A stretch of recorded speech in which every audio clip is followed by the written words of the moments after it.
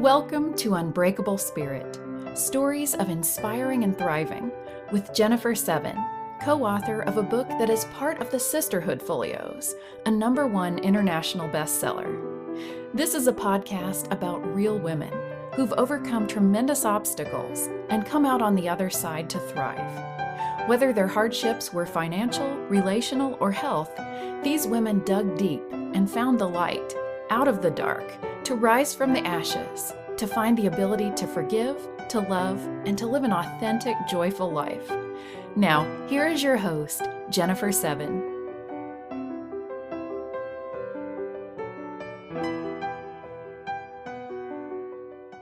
Welcome, Unbreakable Spirit listeners, to episode 26. Today, I am honored to have Kimberly Ann Bell on with us today. She is an inspirational speaker, a minister, a mentor, and author. She's the author of The Epitome of Kimmy, Accept and Embrace It All. And I'm really looking forward to hearing about her book and her story. Kimberly has 2 degrees. The first is in human growth and development psychology, and the second is in theology. And through her book and her talks, she shares her life story and her personal experiences to inspire others to never give up hope while raising awareness to societal issues. So welcome, Kimberly. I'm really super excited to have you here today. Thank you. Thank you. Thank you for having me. I'm really blessed and honored to be here with you. So thank you so much. Thank you for having me. So welcome. And I know my Unbreakable Spirit listeners are going to be honored to hear your story.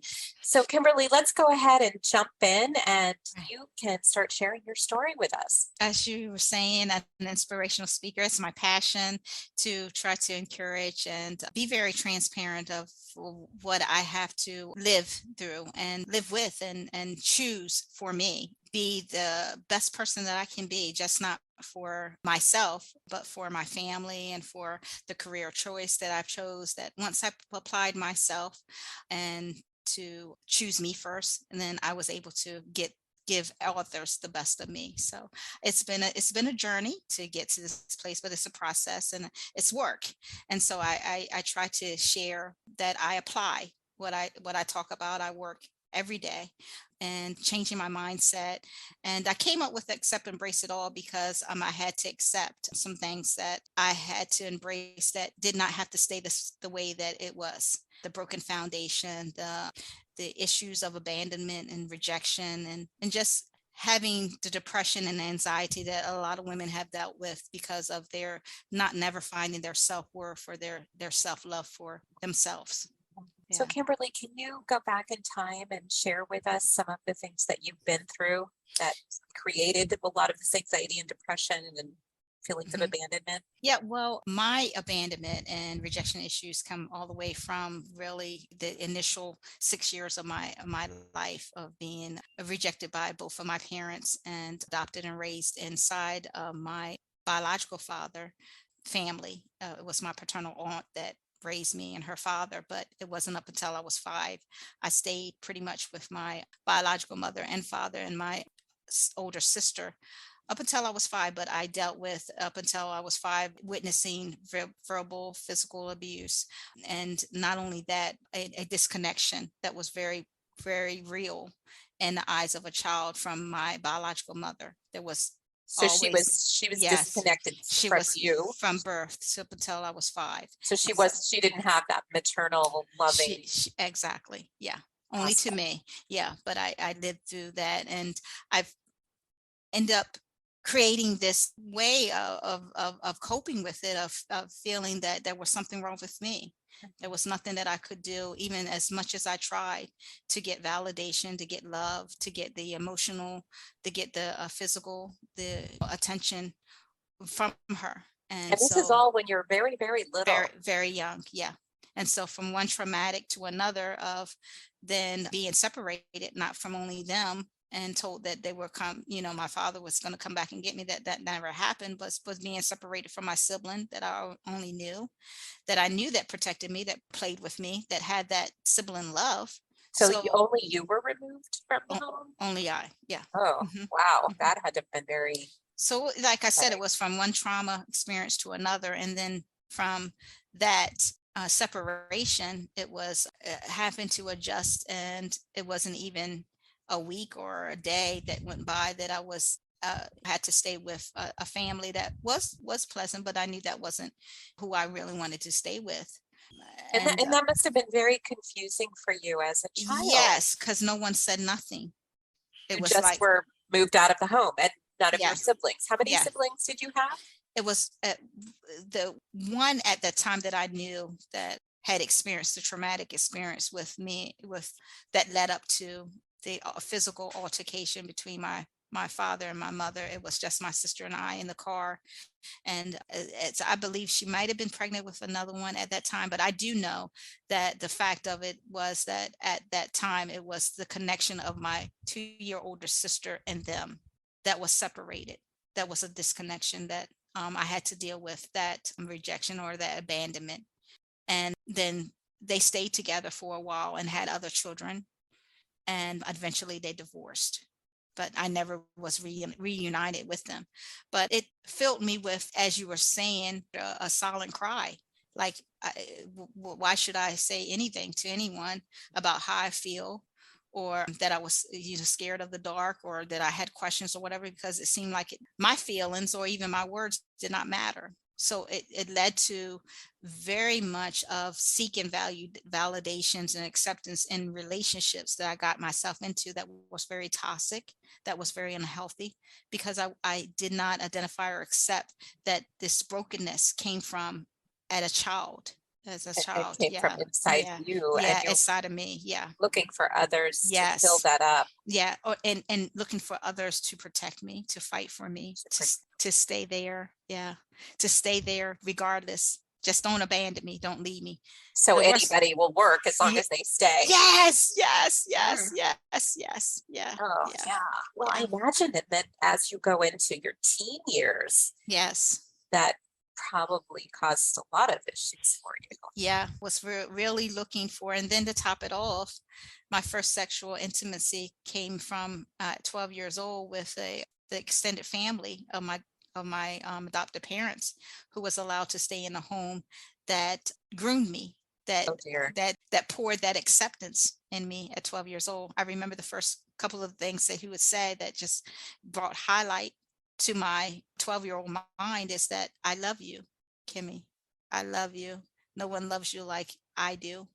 So yeah, because I was searching for that, and that Yes. he would not, he really meant what he said, and it was very confusing what he was doing, but it was what he was saying, and he would say it a lot, and make me believe that just as you are, I'm not going to go anywhere. I love you, and this is the attention that I'm going to give you. So yeah, that led to another silence, because even as confusing as it was, I never told my parents. It Right. happened for a year. You Yeah, I couldn't didn't have. want to say no Exactly, because exactly. somebody loved Right. you. Yeah, exactly. And then someone that they allowed to come in there of I couldn't differentiate at that age. You really meant this to harm me, because I didn't have that. I knew that it wasn't what meant for to harm me, but I also had this confusion of that you allowed this. So of course you may have thought that this would be safe. This would be all right. Exactly. And very confusing. You must have been Right. Yeah. incredibly Yeah. confused. Yeah. And then it was the weave of religion that Oh poured no. into that too, Yeah. because it was, I came from a very religious structured family that was older, in a generation where what's going on at home stays in the home, but also they were that religious that even if he had a prior record, which he did, once you accept Jesus as your Lord and Savior, they put that context in the Bible that you are a new creature. You're now, the old is passed away and now you're new. So he exemplified that when he went up to, got the invitation from my parents to come to church and change his life around. And when he did that whole invitation to Christ, we had a big dinner. It was a celebration. And that opened the doors for him to be allowed to stay there. So it was, like, as you said, it was a mixture of confusion, and also on top of that, confusion of religion. How we're supposed to, as spiritual, as religious people, are supposed to feel about one another and their sins or their illness, is that once they accept salvation, that Gone. Everything is gone. Exactly. Yeah, gone. So clean slate for him, Right. even though we know that people that do these things don't change. He had did time, He had done prison time. Yeah, for molesting an infant. Oh Yeah, my goodness. he had did time, and And everybody knew this. Yes. Well, the ones that were in my house knew it. And it was an extended uncle or extended relative way down the line for that she helped raise. And she just, man's punishment is different from God's punishment. Okay. Yeah. And So he did man's punishment. I was just going to say, he did his man's punishment. Yes. And then it was up to God at Yes. some point to do whatever other punishment there will. Forgive. Yeah. But he Mhm. clean slate. So Mhm. you Yeah. if you really believe that, if your family was really believing that clean slate, then they were thinking you were safe. Yes. Yeah. Wow, how confusing. And of course he was telling you, like you said, grooming you, telling you exactly what you needed to hear. It didn't take no time before like I said, after the dinner celebration, I was told he had nowhere to stay, and we were going to let him to stay as long as he continued to have the relationship with God and do right to get on his feet. So and how long? I was going to say, how long did this go on? About a year. And it took someone out of the world, as my mother would describe. He met a worldly person, a female, and they ended up getting a place together. Or he moved in with her. I don't know how that, but I do know that the talk was inside the home here. I'm still quiet. Is that women are usually the extended relatives, family members, such as his downfall. And he's allowed a worldly woman to, take him out of church, and he'll be leaving. And I went into depression. I was almost 13, but I went into even a more depression because the attention was gone. He abandoned me. I was going to say, did you feel like you loved him? Yeah. And I felt like he loved me. Yeah. So it was a relationship. Mm-hmm. And it was now once another abandonment. Oh. Without my say. And he's moved on to another woman. And is he out of the church now because he went to a worldly woman? He passed away about maybe now probably 15 or 20 years ago of cancer. So he moves out of the home, and now you're 13. And how is your life going at this point? You're depressed. Depressed. I'm super depressed, and I'm not saying a word about it, but I'm super depressed, and and no one knows that this has been going on. No one knows. I never told my adopted mom until I was grown with kids. My adopted dad never knew. Each time that I would try to even work up the way to tell him, I felt with him being my very own protector in a way that I did not want him to feel that he failed me. I didn't want to put that guilt on him because I knew my adopted dad. Yes. Okay. My biological parents never knew. I mean, they were in the same hometown, but they were out of my life. They chose to. I imagine when you're that age, there's also the confusion of, somehow was this my fault? Somehow did I make this happen? Yes. Yeah. I wore a lot of guilt and shame of feeling responsible in some type of way. Yeah. It's like this dirty little secret that you're stuck with. Even down from him to, mind you, I have never healed from feeling responsible for the love that my biological mom never gave me, or that I never could be the best child that I could be to get it. Yeah. Yeah. And when you're that young, those very formative years, that leaves you pretty broken. That's what I had to accept. Yeah. And it took me years to come up with that, accept and embrace it all. And as I was writing, it came to me like an epiphany that I had broken foundations, layers of it, from the initial of justice, of protection, of love, of intimacy. But I had to embrace it did not have to stay that way. And I had to I don't have to live with anxiety and depression and guilt and shame, and not be courageous enough to know that this is what my life was like, and it details sadness, it details disappointments, it details things that was absolutely wrong. that I was not responsible for. I was going to say that was totally out of your control. Out of my control, right? Totally out of your control. But I had to get it. Isn't that something? I had to get it. I had to get it to feel the freeness. And mind you, I'm still everyone's staying in the same hometown. And I use so many different coping skills that I'd like to talk about, because I know other listeners have been through and coping the same way, besides never experiencing with drugs or alcohol, thank God. Not that I'm no higher than anybody. It's just that it did not come into a coping skill for me. But I dealt with running. I dealt with trying to find love in all the wrong places, just gravitating to anyone that would accept me or validate and say, you're a good person. I want you.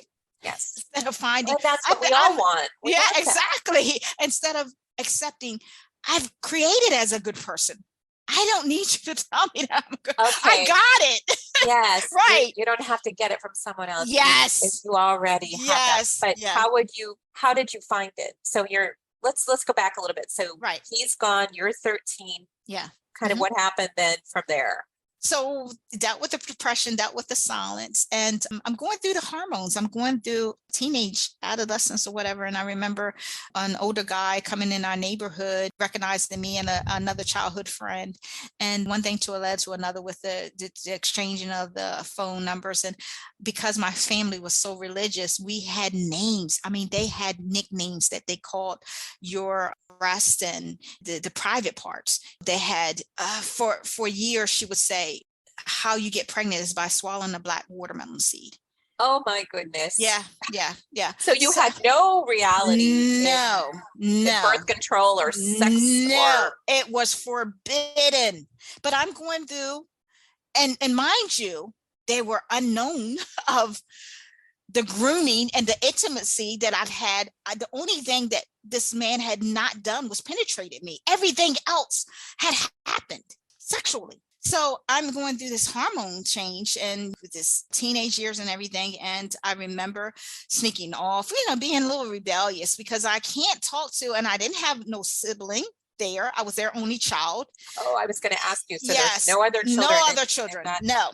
And it was very strict on the time and the time frame and who did I have as childhood friends and who educated me on the end. It was church, and it was them. So I started being a little rebellious, and yes, to a degree, because I was just out there, just curious and searching and seeking as a 15-year-old, until I got caught up with this older guy that I was talking about, that lied about really his age at the time until I got pregnant. He said he was 18 and he was in school, was graduating that year. But mind you, he was 19 and had graduated. But I got caught up by skipping class as many times and just riding off with him into his family's house until I couldn't think of another excuse and just had him break my virginity for the first time. I remember the very first time wondering, when is the bumblebees going to start stinging, as I was told that that's how that felt. Oh, yeah. Interesting. Yeah, very interesting. And how old were you at this I was point? 15. Did you even know, I mean, you said you were told watermelon seed. So did you have any clue about birth control? Or I had clue about, like I said, my childhood friends would educate me a little bit more, but not enough to not deal with the ignorance. And of course, you're with a man who's older than you, that you're trusting, that he knows how to take care of you and protect you. Once again, like this was a copyright of my uncle. Oh, okay. Yep. Because that's what we do. Mm-hmm. We go from one to the next, trying to heal ourselves. Yeah. Until we figure out we have to do it ourselves. Yeah. So you get pregnant. I get pregnant. First time. Oh. At 15. First time. Oh. She was born just before I turned 16. The first time. And how did the adoptive parents handle this? Oh, well, as their generational era was. The best that they could, the best that she knew. And she clearly was letting me know she did not care whether I was 12, as she pointed out, But because I got myself in that situation that I was going to have the baby, they did not believe in abortions. Abortion is a clear sin and against the will of God, and that I am now a woman. At 15, 16? Yeah, she made sure she clarified that also, that was going to be turning 16 soon on August 13th, and the baby came on the due date, which it did, on July the 31st, that all the sweet 16 birthday and those parties beyond now does not go to me, because I put myself in this situation. Oh, you have to skip all that. Oh, yeah, for sure. It goes to the baby. Okay. Yeah, goes to the baby. So you're losing your childhood. Absolutely. Now, are you expected to be working and paying for things? I try to fit the shoes. As soon as I thought I had the baby, I went through so much at that talk, and that was embedded in my spirit, in my brain, that the doctor literally had to sit on the side of the bed and say to me, as he put her in my arms, "Kim, you can cry. It's okay." And I broke. Those 9 months went so quick, and my physical body changed, and the mental, it was very overwhelming. That day that they put her in my arms changed my life forever. I tried to fit that role that my mother said from then on, because I put myself in that situation. I am a woman. Yeah. So I quit school at 11th grade. I came home. That in the 70s, it wasn't good to be coming in school pregnant and, right, or going back with a baby. That it was very scandalous. Yeah, that's not normal. Yeah, and so I lost friends, and I knew I was talked about, and I hear the silent cry again. I didn't go home and tell them what I was encountering and dealing with, and I couldn't deal with it. I just thought about what she said. What do women do? So I said, I quit school and I work. I'll get a job. And she supported that. And she helped with the baby while you were working. Yeah. Yes. Yeah. So your whole childhood is gone. Yeah. Yeah. So that helping raise the kid and everything, I ended up searching again for this desired of attention in physical form. And I ended up leaving that relationship after I got pregnant again for the second child, because it started to be a physical and verbal abusive relationship. That was my first hit, was from my first. And then I was thinking, well, I seen this happen to my biological mom. Of course, maybe this is what they do. This is how you're treated. Normal. Yeah, exactly. But you didn't marry him. You didn't. No, I didn't marry him. No, and until the second child was conceived, I had enough, and I had enough energy and enough willpower to say I'm done. And then it was exposed to cheating. So I remember going to my mom, trying to break the silence to get some type of clarification about the hurt of feeling cheated on. And I was told, because this is all she knew how to deal with the issue that I'm raising to her, was that all men cheat. Only men that don't cheat is the one that can't, because of their incompetent, they can't due to their sexual desire, or the ones that's dead. Wow. What a message. Not a good message. And that she knows it hurts, but I'll get through it. I'll get over it.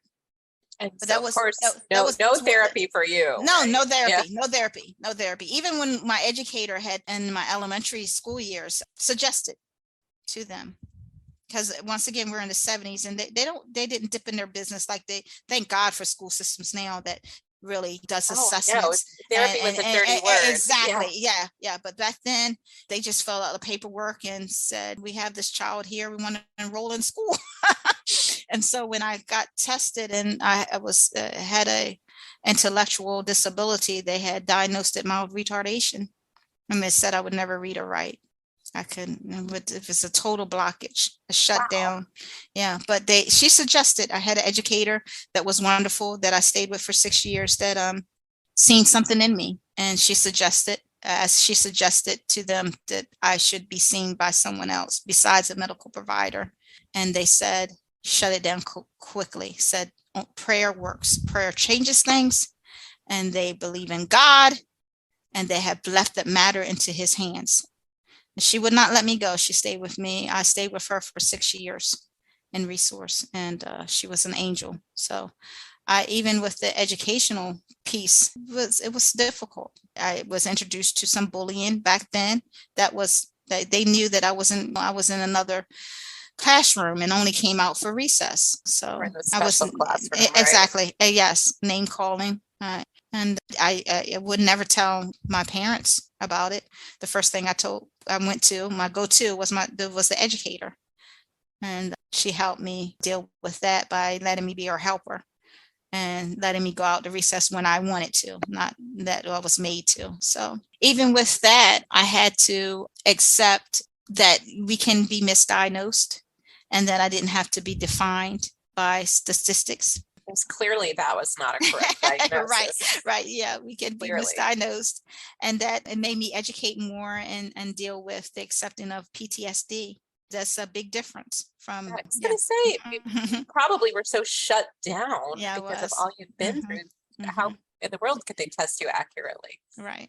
Because they don't know then, or they didn't know then what they know now. They know so much more now about all of these kind of traumas and how it affects you.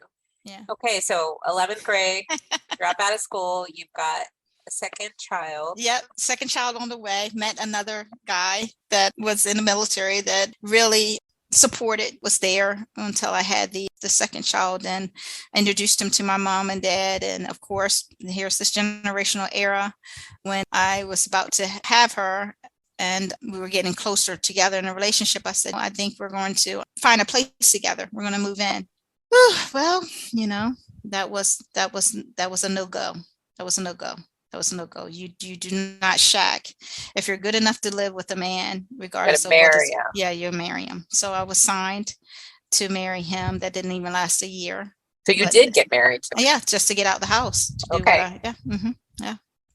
But it didn't last a year. And he was a very nice guy, but we were just not ready. We were young. So that was the first encounter of trying to get this void filled of. And I remember how I felt so worthy of his action of, I was having trouble with my ex at that time of the two girls and his significant other at that time of harassment and everything like that. And I remember him just jumping to my defense and how empowered I felt that someone had thought that loved me enough to fight for me. And it was trying because I always tried to catch that in another person.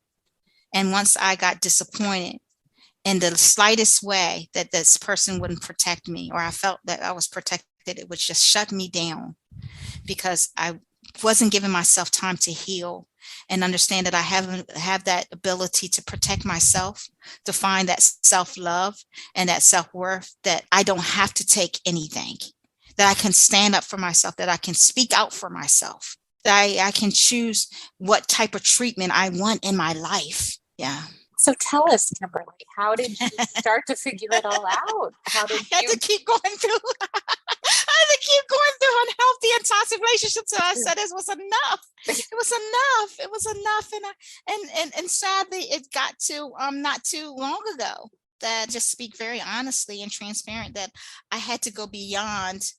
No more am I going to be in an abusive relationship, is that I was going to have to change me. I would have to accept and change my mindset and love me and focus on that.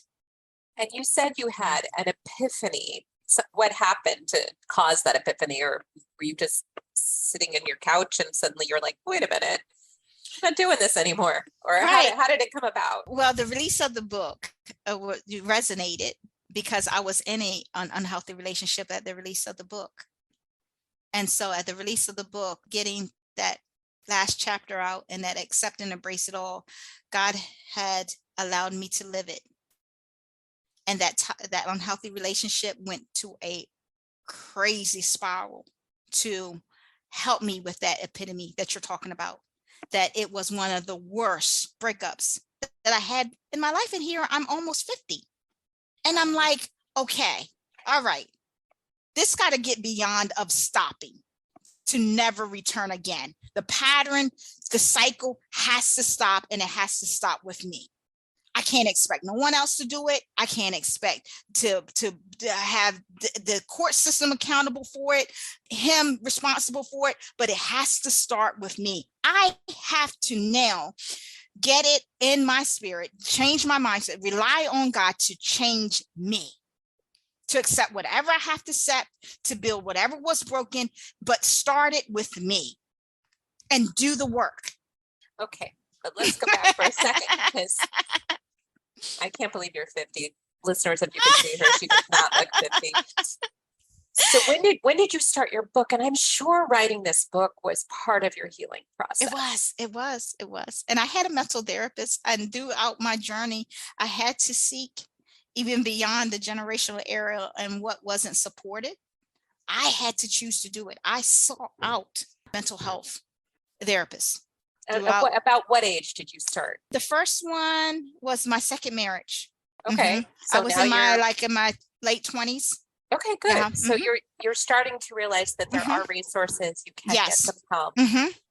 And I went all the way back. That's when it's beginning. That's really when it's beginning. And I went all the way back, and I remember her pointing out, and she was the first one that broke me down with a cry that I would never forget, when she said, she did not look like me. This is another angel besides the educator. But she said, and she was the first one that ever said this to me. I would never forget this sentence. She said, I am sorry. Oh, first person to say that to you? Yes, I am sorry this has happened to you. And you had to experience what you did from the time you were born until now. First time you were seen and heard. Yep. And it broke me. I'm in my late 20s. It broke me. I just cried like a baby. Yeah. Because it was the first time I felt I mattered.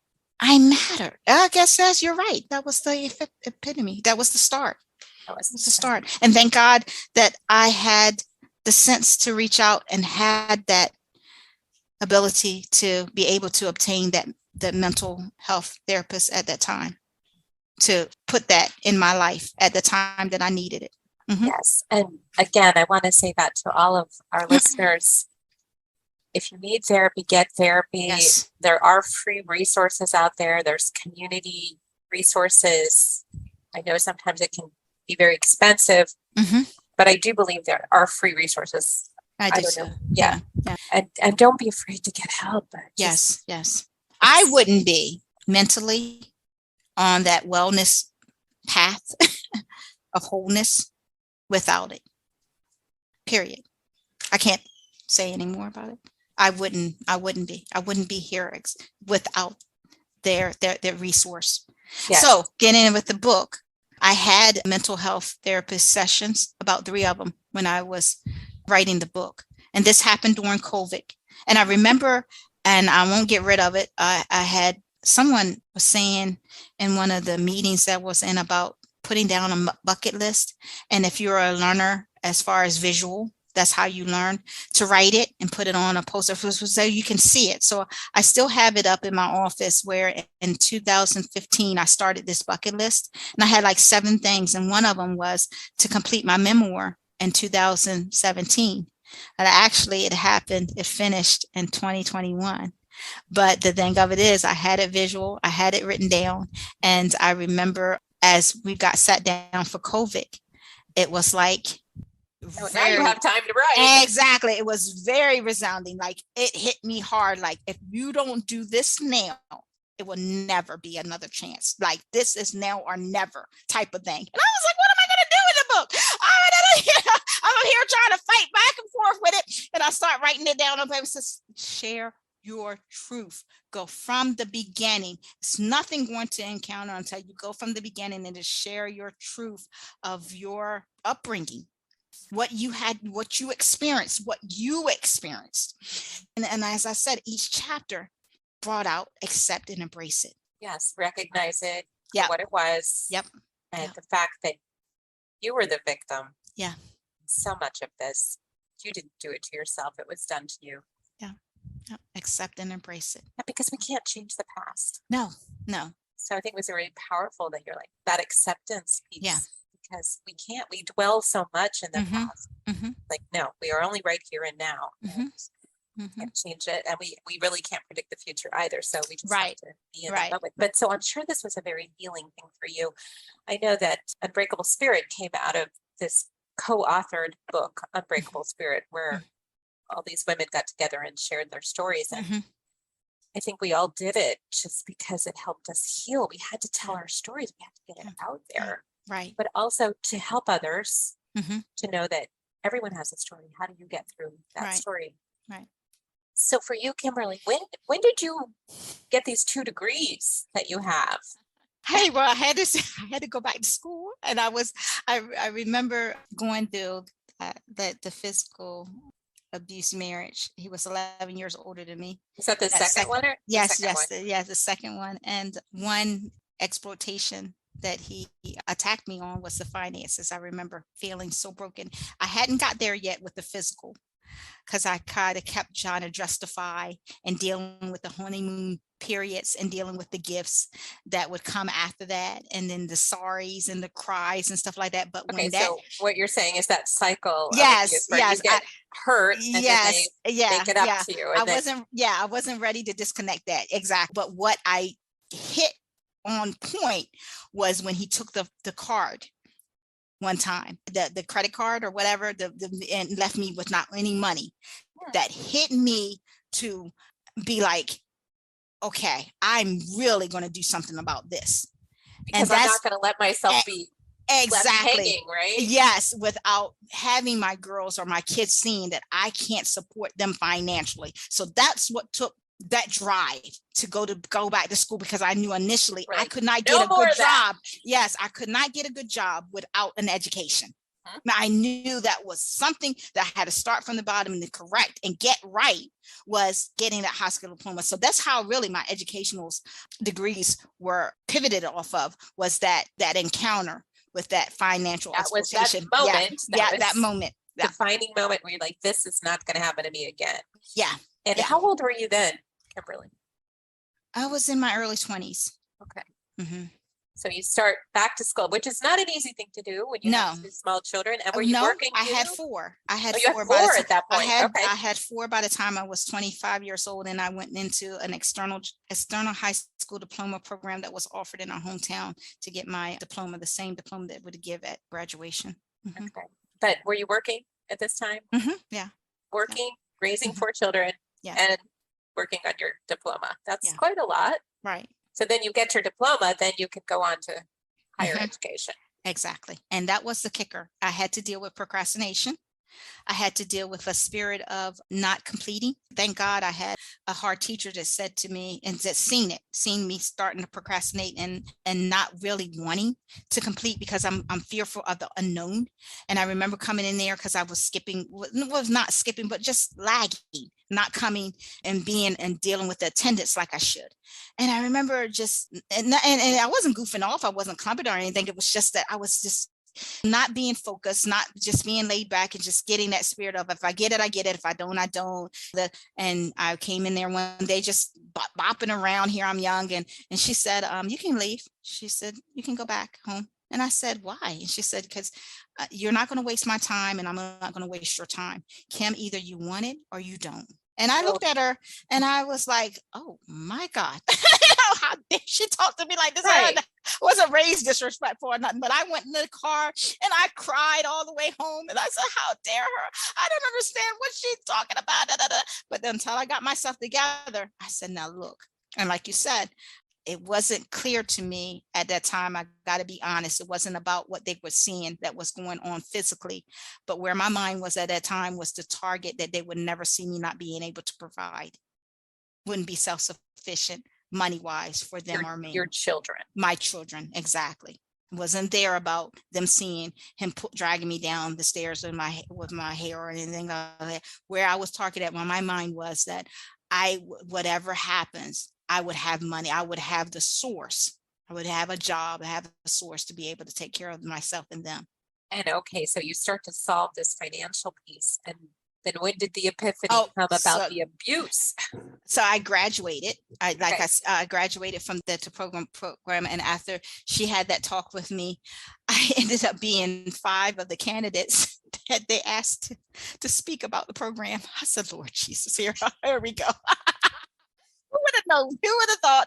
Yeah. So I've been doing a little speech about, I'm seem like I'm always thrown up. That's another thing that inspired me to just to fulfill my purpose, because I seemed like I was always thrown, no matter what situation I was after the outcome, to be thrown to talk about it, to speak about it. After this overwhelming feeling of completion, once I got that degree and I felt so good of the accomplishment, and as you said, and seeing all 4 of my children there, stair steps, they were all there, and even though my husband was there too, he was supportive of that one, that I could really get a degree. I could really. How proud.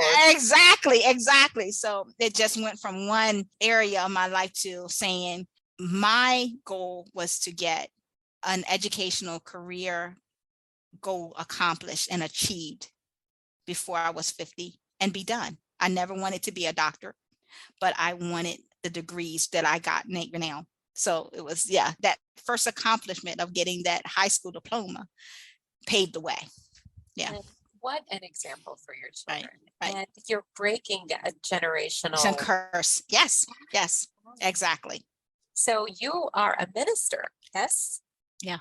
I'm not caught up with titles, because even though I've did conference studies and A.M.E. Zion, and I feel like we all are ministers in our own way when we inspire and when we tell someone our truth and when we courageously try to uplift people. So I find myself holding on to that title because I truly live it and feel like I minister to people every day. I work in the public sector where I have cases, I serve families, serve individuals, that if I can say anything to encourage them or to help bring hope or some inspiration or give a word of wisdom, then I'm doing my purpose-filled life of ministering. And I believe we all have, as women, that inside of us. So but I have that background where I was in conference studies at A.M.E. Zion Church, where I was on a ministerial staff. And that was enlightening, because I've noticed sometimes in church and in different denominations that transparency and are kind of limited. Like they want you to talk about certain things, but not so much. Where I'll just use an example, like when I was going through the physical abuse with my husband, I told the elders. I was not shameful of not telling the headship, and nothing was done. If anything was said, it was pretty much of hang in there. It was more so, if you get a divorce because of that reason, you're going to be the one that's looked bad upon from leaving the marriage. No one's going to believe you as a woman, or you're going to be able to witness to a woman because you left your husband. Oh boy, that's so not good. That's not good. So your journey through your book has really been healing for you. Yes, and liberation. Yes. Liberation. Yes. I like that word too. The epitome of Kimmy, accept and embrace it all. It's the story of your life, and you learning to accept and embrace yourself. Yes. And I'm sure you still have probably plenty of healing to do, because we all do. Yeah. We all do. And I think it's a journey. It is. And it's a process, and it's a choice that I want and I choose to have, no matter what, no matter how many. I'm a mother of 4 adult children now and 1 minor, and I choose a life of wellness, and it takes work. It takes work. Yes. Even if it's one step at a time, it takes work. And for you, if we go back and one step at a time, you decided to get that GED. It was a big step. You decided to go to therapy. Those are all steps along the way. So Kimberly, if someone wants to reach out to you, if someone wants to connect with you, can they, and how would they do that? Sure. I'm on Facebook and I'm on Instagram, Kimberly Kimberly Ann Bell, Facebook, and Kimberly Bell is on Instagram. And I have a beautiful website, and it's Kimberly Ann with the E Bell, Kimberly Ann Bell, Bell, all one word. You'll be able to see my family. You'll see the book. This called the Epitome of Kimmy. I got I love music. I have an Amazon music list. I think I got like 4 of them in different categories, and that's titled. And so that's one of my coping skills that I embrace about me, that I use, and my connection every day. It starts with the relationship and the communication that I have with God, to give me the wisdom and give me the discernment and give me the strength to go through this journey and the season of my life as being a single parent, and embracing what can come to me, which is holding on to the intimacy that was created to be beautiful, that I can experience that, not confused, not feeling obligated, but beautiful, and to be loved and have that reciprocated love. So I communicate him with him daily to embrace that can happen in all types of relationships, and I can acknowledge it. I can acknowledge the reciprocated love. Because before I was the one to give, and not feeling like I was worth being poured back in. And if I felt that I was worth being poured in, I took whatever. You took whatever. Yes. Settled. Settled. Yes. I'm going to put that in the show notes so that you can find Kimberly's Facebook and Instagram and her website. I have on that website, I have 8 downloads, affirmations. Oh, good. Yeah, so that they can get them free. Yeah, and affirmations are a wonderful place to start. It's just listening to positive messages. Yeah. We all need that. There's so much negative in the world. Kimberly, if you had to leave our listeners with one message, you've probably been asked this before, what would you like to leave our listeners? Learn to accept and embrace it all. Choose yourself. If you have never, you have the ability to. And my God, you're worth it. You are worth it. I love that. Yes. Unbreakable Spirit listeners, you are worth it. You're worth it. Absolutely. Kimberly, thank you so much for sharing all of your thank stories. you for having me. I appreciate you. Thank you. You are an inspiration, and I'm so proud of you for all that you've accomplished. And thank you. I'm going to have to get your book and read it, because I'm please sure there's so much more there that we've had time to talk about. Yeah. And I imagine you can get it on Amazon. Yes, ma'am. Okay. Amazon and Goodreads. Yes. Okay. Good. And what I found, the ebook is quite shorter. It's not a long book at all, but I just encourage anyone that's listening. It's really worth. It's my life, and I'm just so glad to share it. I went through the journey, and as you will see, that little girl, I just love on her. She made it. She survived. She made it. She made it. Yes. And she made it. We all have that little girl inside of us, but I just want the listeners to know, I look at that little girl on that book, and I look at it differently than I looked at her 4 years ago. I'm so proud of her. She made it. That's beautiful. You're gonna bring tears to my eyes. She made it. Yes. Thank you. Thank you for sharing. No problem. We're gonna both be crying every I know. You are indestructible. You are unbreakable. Thank you. Again, thank you for sharing. Thank you, love. Appreciate it. Thank you for joining us on Unbreakable Spirit. To learn more about Jennifer and her holistic weight loss approach, visit her website at 7company.com. That's the number 7company.com. And please join us for our next episode, where we'll hear from more women who overcame hardship and learned how to thrive.